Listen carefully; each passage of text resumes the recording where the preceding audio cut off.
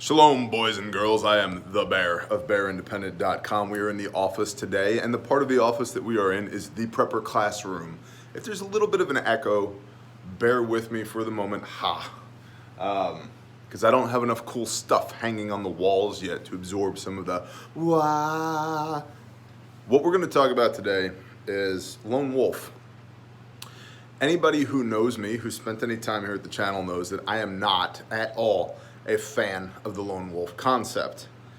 But I'm also aware that not everybody currently is in a group or can find a group. And so I've gotten several questions to the effect of, Bear, I know that I need a group. I know that I need people to help me survive the chaos that is coming, whether it's, economic crisis, food shortage, which is a real deal, the 2020 elections, which is my kind of perfect storm.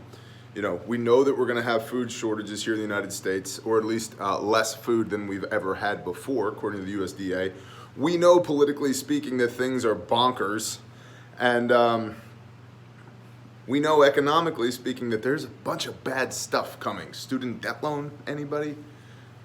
Student loan debt. I know the words. They're tremendous. So we know these things are coming. And it's one of my foundational theses, the words, that you need a group of people to do life with during chaos, because history has taught us people win. Groups of people win. Individuals, not so much. So bearing all of that in mind, if you had to be a lone wolf, what would be some of the things that you would want to be aware of? What would be the directions to go with things like this? So I want to let's do this, okay? Welcome to the whiteboards. I'm a whiteboarder. So, looks like the toddler was playing with this one. Look, see the end of the marker? And bashed into the marker itself. Let's try this one. Aha, that one will work. All right, so, lone wolf. Yeah, the toddler definitely had her hands on that one as well. We'll go with black. I would also encourage you to take notes if you can. And you're probably like, I can't see the whiteboards. There, how's that? Better? Okay. Lone wolf. There we go. Lone wolf. So we got the 5 C's, right? So you need the basics, right? You need cutting tool, combustion, cordage, container, cover, okay? Cutting tool, cordage, combustion, container, cover. As a lone wolf, as a human being, these are like the basics, right? And then we go +5 from bear, and these are compass, candle, casualty care, calories, and then combat, and then +1 from bear for a total of 11, and this one is key, conditioning. Okay, so here's what that looks like just to get started for everybody playing along in the home game. Okay, so as a lone wolf or as anybody, we've got these basic 5 right here. These are the basic, and then here's what I add to the equation, right? And then we've got conditioning down here. And so this is gonna be, we'll use some red. Get back in the wall. So this is gonna be, let the toddler play with the markers. Not a good idea. That one sucks too.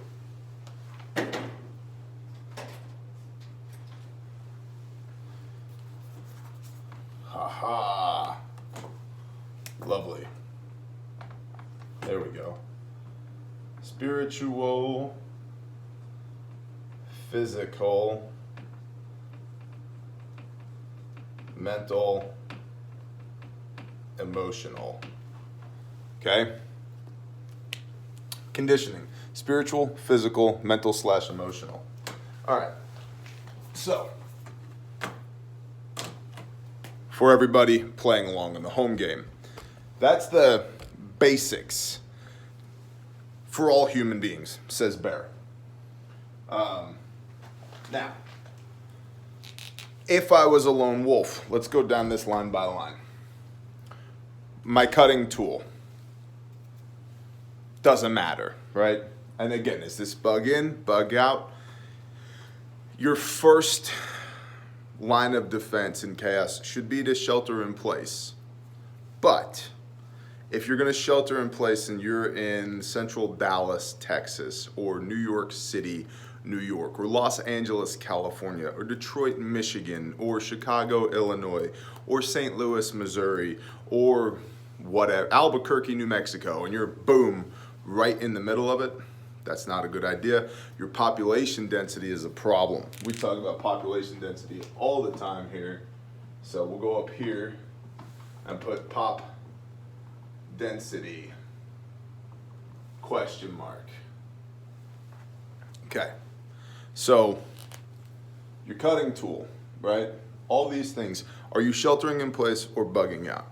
If you're sheltering in place, your population density has to be good to go, especially as a lone wolf, because if you have all these people around you who are like, this is our block now, man, you work for us. Okay, you're either gonna be acted upon or you're going to act yourself. So better for you to act now and do things that are good for you than to have somebody act upon you and do things that are good for them, whatever that looks like. Okay, so population density matters.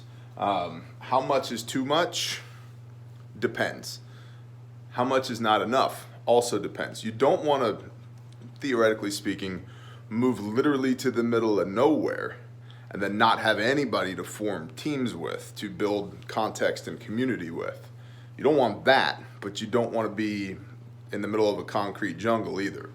Okay, so cutting tool doesn't matter. Lone wolf or not, it is what it is. Like, just pick one. Like, I have a spider coat today, adventurefrontier.com, which is also where you can get bear facts. Custom built, made in America, iFaxed, designed by Bear. Okay. Combustion. Kind of the same thing, right? It doesn't terribly matter. Cordage, same thing. Container. Cover. Cover here is shelter. What are you going to live at? Where are you going to do, like, what do you got? Is it a wall tent? Is it a small cabin? Is it a pre-built shed that you've turned into a home? Which is a concept I'm digging more and more. Not necessarily to live in full time. I know people who do that and it has its own unique challenges, but to have as like a bug out retreat, these pre-built shelters, man. Put your little cabin out there in the woods, put a wood stove in it. Now you got your combustion. Stock some stuff there, which is one of the things I see all the time. People are like, I'm gonna bug out and go to the woods when the world ends, and they're laden like a pack mule with 250 pounds of stuff because they didn't put it at their bug out location first. But that's another story for another time. So all this stuff is all the compass. It's a compass, right? Candle, this would be your flashlight. It's the same. Casualty care. As a lone wolf, this is something we should talk about. You want to have, stuff on you. SWAT T tourniquet in this pocket, and over here in this pocket, cat tourniquet. Always. Always now. That's part of the bear protocol. Why? Because if I shoot a hole in your leg and I sever your femoral artery, you have 38 seconds until you pass out. And if you pass out, you're not affecting self-care. You're dying. So if I, put a hole in you, you need a way to deal with that hole. And so if I'm carrying a way to make holes, I'm carrying a way to plug holes. Simmer down, bear. Slow down. Okay, slowing down. So that's kind of combat and casualty care. But with the casualty care, part of that, a huge part of that, and combat as well as a lone wolf is avoiding the fight. You do not want to be all like, I'm super high speed Mr. Militia Man and I'm here to dominate this neighborhood by myself. Are you? Not anymore, you're not, because you might get me 1-to-1, but me and 150 of my closest friends, Dunbar's number, living in community intentionally prior to the balloon going up, you might get me. You might get Susie, you might get Bob, but you're not getting all of us. So you don't want that fight. You don't want to fight with anybody anywhere. So the combat portion of it is self-defense only. There's no offense. There's no you achieving tactical objectives by yourself because your exposure to risk is massive. So casualty care needs to be your standard blowout kit kind of stuff, but also you need a deep knowledge of first aid because if there's a problem, you're working on you. That's it. That's an exposure. That's a problem with this lone wolf system. Okay. Same thing with combat. Defensive only. That's a problem with the lone wolf system. Now, I'm not saying as preppers we need to be offensive. I'm not going and looking for a fight. I'm not trying to take over neighborhoods to steal their resources or appropriate things. That's not what I'm talking about here. What I'm talking about is if we need to achieve a strategic objective, meaning that we're here and we need to push out to here so that we can secure this AO so that we have positive control of the area, that's an offensive tactic, which I can do if I have groups of people that I can say, hey, Bob, you take 3 guys and you go over here, and Scott, I need you to take 4 guys and go over here, and Rod, I need you over here, and Weston, I need you over here, and Alex, I need you over here, and so forth and so on. Because we have those people, we can do that. So this is a big deal. Calories, 1.3 million calories per person per year. Google it, that's a fact. It's about 750 pounds of dry goods per person per year. So assembling calories for a single person is much easier and much more cost effective than assembling calories for a family of 5 or a family of 10 or a tribe of 150. You also need to think about not just I have this much food stored, but I need to replace this much food that is stored through production. So you need systems, agricultural systems, wherever you bug out to in chaos, to replace that 1.3 million calories per year. Because if SHTF, man, WROL, the end of the world as we know it, world without rule of law, if all that nonsense takes longer than a year, what are you going to eat? Well, I'll just hunt, fish, trap, scavenge, forage my way to prosperity, T. No, you won't. You'll die. Research the Great Depression. The vast majority of game animals were killed within the brink of extinction within a year after the Great Depression. There are far more people in North America now than there were then during the Great Depression. Far more rifles too, far more hunters as well. So all of that, unless you live in an area that has the appropriate population density, that's a non-starter. And then even if you have the appropriate population density, it's a question mark, not a definite. So calories, you need agricultural systems to replace 1.3 million calories per person per year. What does that look like? And that's something really, if you're playing the long game, which I am, which again comes back to this, combat, the ability to push out and take positive control of an environment and maintain positive control of the environment, that's the long game. Act, don't be acted upon, which again, these are issues with the lone wolf concept. I would me personally, with all the capabilities and instruction and training and life experience that I've had, I would much rather be the camp cook amongst a team of 12 or 60 or a pod of 150 people that's tied to a pod of 150 people over here that's tied to another one of 150 people over here. I would much rather be the camp cook who peeled potatoes and boiled water every day than be super ultra tactical lone wolf guy, because I can't achieve positive offensive objectives without exposing myself to great risk as a lone wolf. It could be something, I need broad spectrum antibiotics and I'm out. Who's gonna go get them? Me. That's it. That's a problem. So Let's go to conditioning. Are you doing the reps? Because you should be. You really should be. Walk, hike, carry your bug out bag. If you have a plate carrier, you should be able to run in your plate carrier. How far? At least a mile. It's not fun. Carry your gear. Use your gear. Is your rifle zeroed? Can you hit a paper plate at 50 meters minimum with it? Spiritual. Do you know your Father in heaven? Do you know why you were created? Do you know that you're fearfully and wonderfully made for a purpose, for His kingdom, not for your kingdom? And if so, what is that? How do you do that? Physical. We just talked about that. Roar! Have you roared lately? Because you should roar, regardless of what that may look like in your life. T, I'm 64 years old with a bad back. Cool, go weed your garden. Or I can only curl 12 pounds now. Okay, get a 15-pound dumbbell and push yourself until it's a 20. Then it's a 25, then a 30, so forth and so on. Right? Excuses are just weakness that we tell ourselves every day. Well, I can't. You're right, you can't. You're absolutely right. You can't. And then mental and emotional. Do the hard things now. Learn how to do hard things now so that when things get hard, you're well versed in doing the hard things. I tell my patrons regularly, and I've told you all regularly, the best words, the tremendous. Believe me, everybody tells me.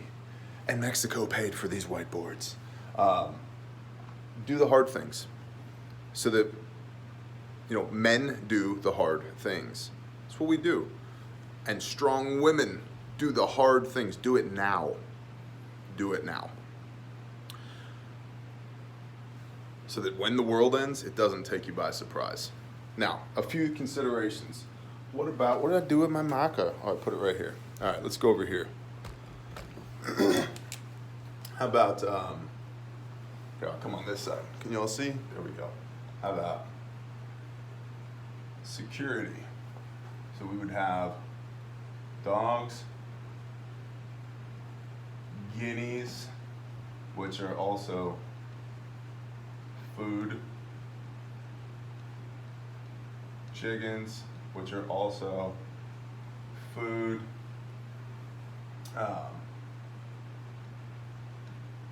perimeter,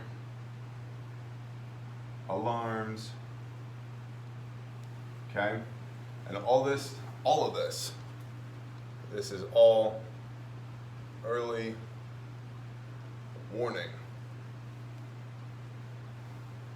okay? But this is static. So you need fighting positions, LP, OP, and you need the ability to bug out, to get out of there if things go sideways. So just from security standpoint, dogs, guineas, chickens, and perimeter alarms, all that's early warning, okay? That's all early warning. They're gonna tell you, hey, somebody's coming. So if somebody's coming, you can get to your fighting positions or your observation post. In the static environment that you find yourself in, it's gonna be really hard for you to fight dynamically as a single person. You might be able to do it. You might pull one of those, Mel Gibson scenes from The Patriot where you have all the muskets lined up across the ridge. But even he had his two sons with him, right? And then, let's say your position gets overrun because what did Patton say? Fixed fortifications are a monument to man's stupidity. So in your static environment, if you get overrun, you need to bug out. Now where are you going? And are you going there with just your pajamas and your rifle because that's all you had when your perimeter alarms went off? You see how complicated this gets as an individual? To say, again, nothing of medical care. Nothing of the mental conditioning. Being alone, solitary confinement is a literal punishment. Literal. In fact, there's a movement right now to classify it as inhumane because of the way that it can break a human being's mind, because we were created to be together. It is not good that man should be alone. I will make him a helpmeet. So saith Yahweh, your creator, right? And so this is just a little bit of the challenge of the lone wolf mentality. Just a little bit of it. And these are kind of my thoughts on it as to why I do not love this concept. And so we'll go a quick overview again, real quick, and then we'll shut it down, man. Shut it down. Okay. Lone wolf. Your 5 C's are going to be pretty much the same. Cutting tool, combustion, cordage, container, and cover. Okay? Your +5 from bear, compass, candle, casualty care, calories, and combat. These are the things that, like, on my line gear, when I put on my chest rig or my battle belt, my war belt, man, or my plate carrier or whatever, these are the things that I'm carrying. And then when I throw my ruck on over the top of that, I have redundancy of all these things. So these 10 C's are like loadout. Okay, so this is all pretty much going to be the same. Conditioning wise, the spiritual will be the same. We should all know our Creator, and we should all know why we were fearfully and wonderfully created in His image. And we should all have redemption through the Son, FYI. The physical training, we should all be raw, okay? And the mental and emotional, we should all be training that as well. So this stuff is not lone wolf dependent, and it's not teamwork community dependent. It's just a good overview. Over here, and this is just one of a myriad of examples of the issue with lone wolfing, is, you know, your population density. What does that look like? Are there so many people in your area that you can't hunt, fish, scavenge, trap, forage when you need to? Because agriculturally speaking, you're going to have a hell of a hard time as an individual producing 1.3 million calories per person per year. Okay? And that's just the number. 750 pounds split equally 4 ways between white rice, wheat, corn, and beans, pinto beans, works out to 3,277.18 calories per person per day. Per day, I should say. 750 pounds split 4 ways is 3,277.18 calories.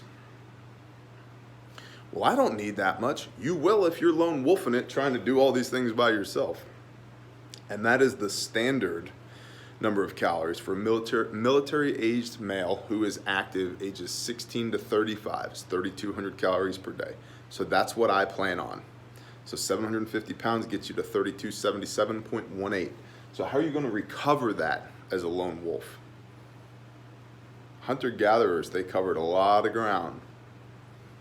And they always returned back to a camp, more or less they returned back to a camp that was staffed and run by somebody else.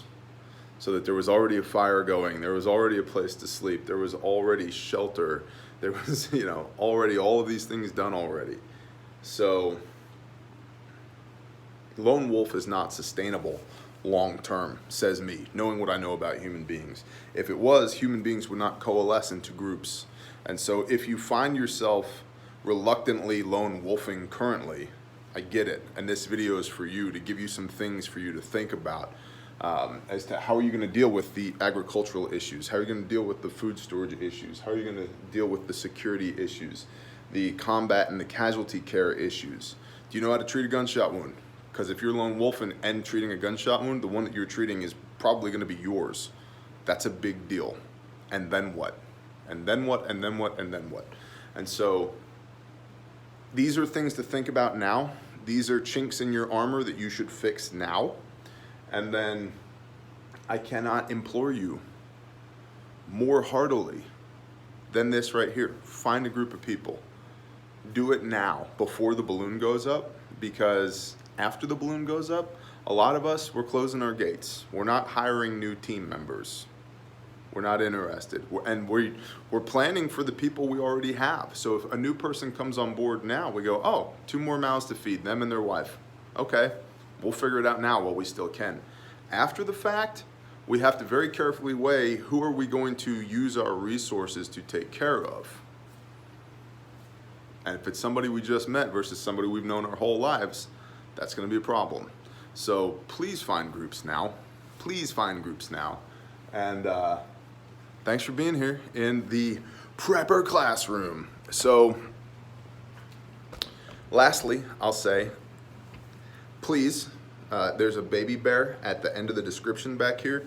That's the link to Patreon. It's $1 a month, and my favorite thing about Patreon is not that you give me $1 to be there. It's that I can do whatever I want to do there without the YouTube algorithm messing with me. And also, that $1 a month cover charge keeps all the riffraff out. It's awesome. If you're interested in everything else we have going on, you can go to bearindependent.com, click the shop tab for t-shirts and for IFAKs, individual first aid kits, made in America, the best price that you can get for the contents that are inside of them. And click the missions tab. We have ongoing missions in Arkansas and Oklahoma for the flooding. And you can go to Bear Nation, gofundme.com/Bear Nation to donate towards Miss Deborah's house that we're fixing and Miss Virginia's house that we're working on, and all these different projects that we have going on of people who are affected by this flooding. So, and go meet your neighbors. Start building a team now. Where 2 or 3 are gathered in my name, there I am in their midst. So saith Yeshua Messiah. Shalom, y'all.